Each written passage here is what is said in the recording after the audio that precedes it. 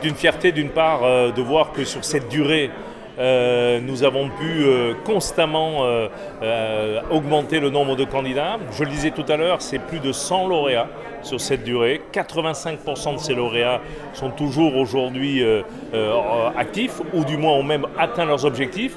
Et sur cette centaine de lauréats, nous en suivons encore à ce jour plus de 70% pour continuer leur développement. Donc comme chaque année, le concours est ouvert à tous les porteurs de projets, à tous les acteurs du territoire qui vont pouvoir proposer une innovation, proposer un projet de création avec effectivement une idée audacieuse, une idée ingénieuse. On peut candidater donc jusqu'au 15 octobre avec un dossier qui est très classique, un dossier de présentation du projet qui va permettre ensuite au comité de présélection et au jury de pouvoir analyser la faisabilité économique, la faisabilité technique du projet. C'est près d'1,2 million euros de dotation qui leur a été apportée, à la fois bien sûr par l'agglomération, qui est le principal financeur, l'agence Alès Mériapolis également, mais aussi l'IMT Minalès, un partenaire historique, la SEM Alès bien sûr, et puis Leader Alès, qui est cette association des entreprises leaders et qui apporte quelque chose qui n'est pas mesurable financièrement, mais d'essentiel.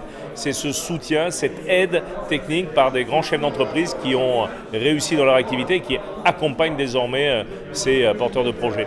Le concours a aussi pour ambition de faire venir évidemment des nouvelles entreprises sur le territoire, puisque une fois qu'on est lauréat, effectivement, on a obligation de développer son projet sur le territoire, et ce dans les 6 mois après la remise des prix. Donc c'est aussi un concours qui a une vocation exogène, de faire venir des nouvelles entités.